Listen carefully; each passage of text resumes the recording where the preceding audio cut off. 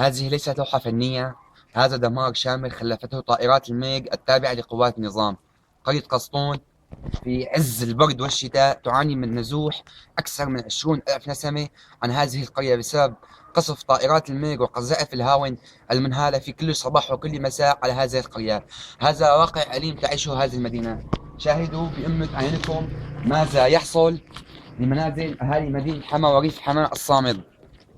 تعد هذه البلدة من أشهر البلدات التي هي خرجت من وظيفتها السلمية في ظل الثورة المجيدة وفي ظل الحصار والخناق من قبل قوات النظام والقوات التابعة الموالية لقوات النظام، يقومون بقصف راجمات الصواريخ على هذه البلدة في كل صباح ومساء. هذا منزل قد طاله القصف وتم إسقاط عليه براميل دي ان تي، وهدم المنزل وهجروا ساكنيه ونزحوا إلى مناطق أخرى. هذا حالهم في فصل الشتاء في هذا الشهر الأليم في ظل البرد والحصار والخناق. تم نزوح أكثر من 20 ألف نسمة عن هذا البلدة. شاهدوا ونشاهد ويشاهد العالم أجمع ماذا يحصل وماذا يجري من إسقاط القذائف على هذه المنازل. هذا أحد المنازل التي سقطت عليه براميل دي ان تي وقذائف الهاون. تهجير أهالي هذه المنطقة ومخلفة وراءها دمار شامل.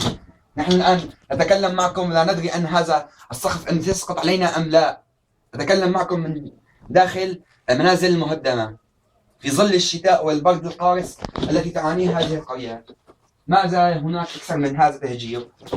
هذا بسبب مطالبة الناس العزل والسلميين في مظاهرتهم بكلمة حرية.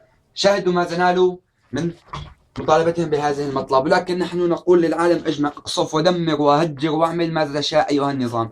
نحن فاضلون في هذه الثورة حتى إسقاط النظام ونيل الحرية. معكم أبو هادي الحموي من أحد المنازل في قرية قسطون بسهل الغاب في مدينة حما. نشرح ماذا يحصل وماذا يعاني أهالي سكان البلدة من قوات النظام. شكرا لكم.